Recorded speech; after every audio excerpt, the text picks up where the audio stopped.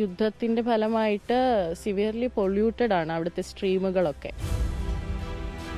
എന്നെക്കൊണ്ട് എന്തെങ്കിലും കഴിയുമോ എന്ന് ശ്രമിച്ചുകൂടാ എന്നൊരു ചിന്തയിൽ നിന്നിട്ടാണ് ഒരു പരിശ്രമം നടത്തി നോക്കിയത്. നിരന്തരമായിട്ട് ഗസയിലുള്ള കുടുംബങ്ങളുമായിട്ട് സംസാരിക്കുമ്പോൾ അവരെന്നോട് ആവശ്യപ്പെട്ടത് ഞങ്ങൾക്ക് കുടിവെള്ളമില്ല, എങ്ങനെയെങ്കിലും ഒരു കുടിവെള്ള ട്രക്ക് ഇവിടെ എത്തിച്ചു തരാൻ കഴിയുമോ എന്നുള്ളതാണ്.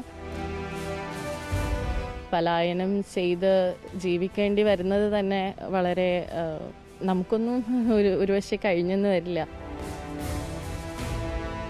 ഗാസ സിറ്റിയിലേക്ക് കുടിവെള്ളം ക്യാമ്പുകളിലേക്ക് കുടിവെള്ളം എത്തിക്കാൻ കഴിഞ്ഞു.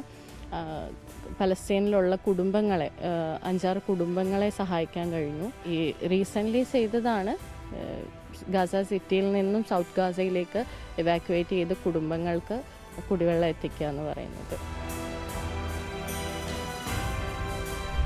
ഇസ്രായേലിലെ തുടർച്ചയായ ആക്രമണങ്ങളിൽ വലഞ്ഞ് ഗാസയിൽ നിന്ന് തെക്കൻ ഗാസയിലേക്ക് പലായനം ചെയ്ത ഈ കുടുംബങ്ങൾക്ക് സഹായവുമായി ഒരു മലയാളി യുവതി എത്തി. 250ഓളം വരുന്ന കുടുംബങ്ങൾക്കാണ് ഈ കുടിവെള്ളം എത്തിച്ചുകൊണ്ട് മലയാളിയായ യുവതി ശ്രീലക്ഷ്മി സഹായം നൽകിയത്. ശ്രീലക്ഷ്മി ഇപ്പോൾ റിപ്പോർട്ടർ ടിവിയോടൊപ്പം ചേരുന്നുണ്ട്. എങ്ങനെയായിരുന്നു അവർക്ക് ഈ കുടിവെള്ളം എത്തിക്കാനുള്ള നീക്കങ്ങൾ നടന്നത്? പലസ്തീനു വേണ്ടിയിട്ട് സഹായങ്ങൾ ചെയ്യണമെന്ന് ഈ യുദ്ധത്തിൻ്റെ ആദ്യഘട്ടത്തിൽ തന്നെ ആഗ്രഹിച്ചിരുന്ന ഒരു കാര്യമാണ്. പക്ഷേ പലസ്തീൻ എന്ന് പറയുന്ന രാജ്യം ഇപ്പോൾ ഞാൻ നിൽക്കുന്ന സ്ഥലത്ത് നിന്ന് ഒരുപാട് ദൂരെയുള്ളൊരു രാജ്യമാണ്. അപ്പോൾ എനിക്കത് ചിന്തിക്കാൻ കഴിയുന്നതിലും അപ്പുറമാണ് ഇപ്പോൾ ആ രാജ്യം നിൽക്കുന്നത്. അതുകൊണ്ട് തന്നെ എന്നെക്കൊണ്ട് അങ്ങനെ ഒരു സഹായം അവിടെ എത്തിക്കാൻ കഴിയുമെന്ന് പ്രതീക്ഷിച്ചിരുന്നതൊന്നുമല്ല. പരിശ്രമം ഉണ്ടായിരുന്നു, പക്ഷേ നമുക്ക് ഇന്ത്യയിൽ നിന്നും അങ്ങനെ നേരിട്ട് സഹായങ്ങൾ എത്തിക്കാനായിട്ടുള്ള സ്രോതസ്സുകളൊന്നും നിലവിലില്ല. പിന്നീട് ഇപ്പോൾ അവിടുത്തെ സാഹചര്യങ്ങൾ വളരെ സിവിയറായിക്കൊണ്ടിരിക്കുകയാണ്. അപ്പോൾ എന്തുകൊണ്ട് എന്നെക്കൊണ്ട് എന്തെങ്കിലും കഴിയുമോ എന്ന് ശ്രമിച്ചുകൂടാ എന്നൊരു ചിന്തയിൽ നിന്നിട്ടാണ് ഒരു പരിശ്രമം നടത്തി നോക്കിയത്. ആദ്യം ഗാസയിൽ തന്നെയുള്ള 50-60 കുടുംബങ്ങൾക്ക് കുറച്ച് ദിവസത്തേക്ക് ഒരു നേരത്തെ ഭക്ഷണം വീതം കൊടുക്കാൻ കഴിഞ്ഞു.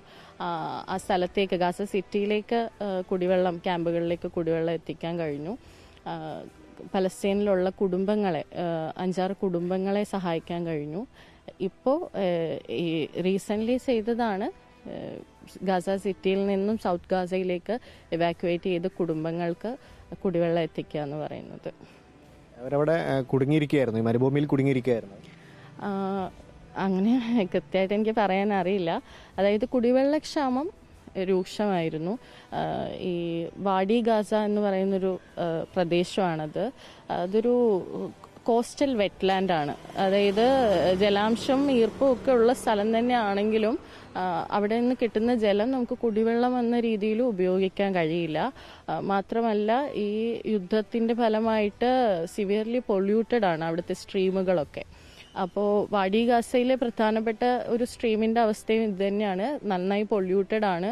അപ്പോൾ നിരന്തരമായിട്ട് ഗസയിലുള്ള കുടുംബങ്ങളുമായിട്ട് സംസാരിക്കുമ്പോൾ അവരെന്നോട് ആവശ്യപ്പെട്ടത് ഞങ്ങൾക്ക് കുടിവെള്ളമില്ല, എങ്ങനെയെങ്കിലും ഒരു കുടിവെള്ള ട്രക്ക് ഇവിടെ എത്തിച്ചു തരാൻ കഴിയുമോ എന്നുള്ളതാണ്. സോ അതിനെ തുടർന്നിട്ടാണ് കുടിവെള്ളം എത്തിക്കാനായിട്ട് പരിശ്രമിച്ചത്. ഒരു ട്രക്ക് കുടിവെള്ളമായിരുന്നു അവർക്ക് എത്തിച്ചല്ലേ? അതെ, 3000 ലിറ്ററിൻ്റെ ഒരു ട്രക്ക്.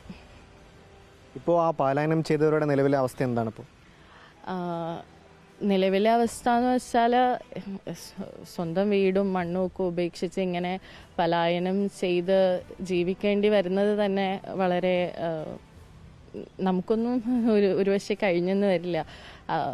അവരിപ്പോഴും അതിനോട് പോരാട്ടം നടത്തുന്നുണ്ടെന്നുള്ളതാണ് വലിയ കാര്യം. ഇനി എത്ര കാലം വാഡി ഗസയിൽ തുടരുമെന്ന് അവർക്കും അറിയില്ല. പക്ഷേ തുടർന്നിടത്തോളം ജീവിതത്തിന് വേണ്ടിയിട്ടും ജീവിക്കാനുള്ള അവകാശത്തിന് വേണ്ടിയിട്ടും അവർ പോരാടിക്കൊണ്ടിരിക്കുമെന്നാണ് പറയുന്നത്. ഇപ്പോഴും തുടർച്ചയായ സഹായങ്ങൾ അവർക്ക് നൽകുന്നുണ്ടോ?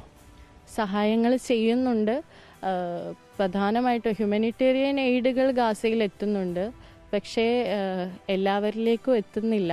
അതുപോലെ തന്നെ ഇപ്പോൾ ഗ്ലോബൽ സുമത് ഫ്ലോട്ടിലെ അടക്കം ഇസ്രായേൽ ബ്ലോക്ക് ചെയ്യുന്ന സാഹചര്യം ഉണ്ടായി. അതുകൊണ്ട് തന്നെ ഹ്യൂമാനിറ്റേറിയൻ എയ്ഡുകൾ ഗാസയിലേക്ക് റീച്ച് ആവാനുള്ള ഒരു പ്രശ്നം മുന്നിലുണ്ട്. എന്നാൽ പോലും ഉള്ളത് വെച്ചിട്ട് നമുക്ക് എന്തൊക്കെ ചെയ്യാൻ പറ്റുന്നു അത് കോർഡിനേറ്റ് ചെയ്ത് കൊടുക്കുക എന്നുള്ളതാണ് ഞാൻ ശ്രമിക്കുന്നത്. ചെറുതെങ്കിലും ഒരു സഹായം ഗാസയിലേക്ക് എത്തിക്കാനായതിൻ്റെ ഒരു ആശ്വാസമാണ് ശ്രീരശ്മി പങ്കുവെക്കുന്നത്. വീഡിയോ ജേർണലിസ്റ്റ് ജിതിൻ ജോസഫിനൊപ്പം reporter Shabas Ahammed, in reporter, Kochi.